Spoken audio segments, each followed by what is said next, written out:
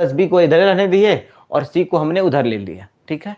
दूसरा पॉइंट क्या हो सकता है, कुछ नहीं दिया है, ये बहुत आसान है। कह रहा है कि बी प्लस सी को हम क्या लिख सकते हैं, माइनस ए लिख सकते हैं। तो भाई जाहिर से बी प्लस सी को एलएचएस में रहने दिया और ए को आरएचएस में भेज दिया, तो माइनस ए हो सकता है, ठीक है, ये याद रखना,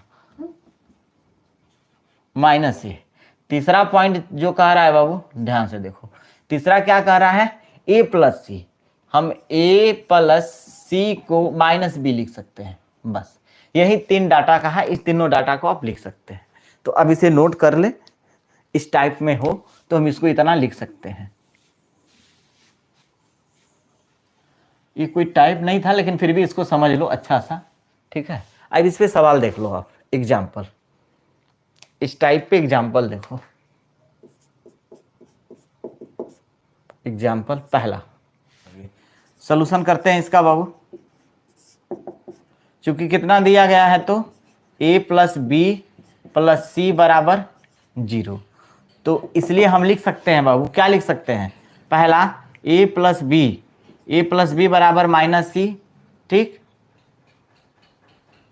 या दूसरा पॉइंट हम क्या लिख सकते हैं, तो आप बोलोगे सर b प्लस सी बराबर माइनस ए, या आप तीसरा पॉइंट क्या लिख सकते हो, तो देखो तीसरा लिख सकते हो a प्लस सी बराबर माइनस बी, इतना होगा, ठीक है।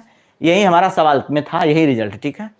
अब क्वेश्चन नंबर पहला कह रहा है बाबू a plus b upon c दिया है, ठीक है, और तीनों data a plus b plus c ही है। सोचो a प्लस बी का योग दे दिया तो किसके बराबर होगा, बच्चा कौन, a और b दे दिया तो बच्चा c, और वो दो का योग क्या होगा, दो का योग तीसरे के नेगेटिव के बराबर होगा। तो देखो a दिया b दिया, ठीक, तो बच्चा क्या माइनस सी अपॉन माइनस सी, तो ये कट जाएगा तो -1 आ जाएगा, ठीक है। दूसरा सवाल क्या दिया है, तो a प्लस देखो b दिया है तो इसके बटा में तीसरा पद देगा, तो देखो c दिया होगा।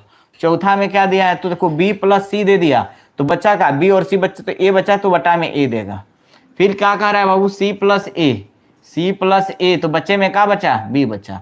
अब मुझे बताओ a प्लस बी दे दिया तो बच्चा क्या है, c ही ना बचा, तो c हमारा क्या होगा, निगेटिव, तो माइनस सी अपॉन सी, ठीक है, प्लस b प्लस सी दे दिया तो बच्चा क्या, a बचा, तो वो क्या होगा माइनस में, माइनस a बाई ए, ये क्या बचेगा प्लस, c प्लस ए दे दिया तो बच्चा क्या b, लेकिन b क्या होगा माइनस में।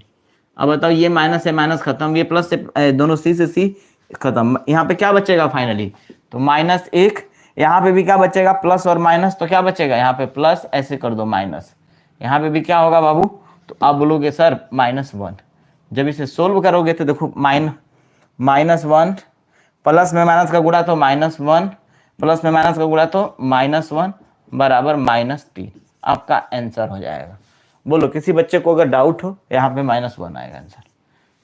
बोलो इस वाला कंसेप्ट में किसी को प्रॉब्लम है, कोई दिक्कत है बाबू इसमें?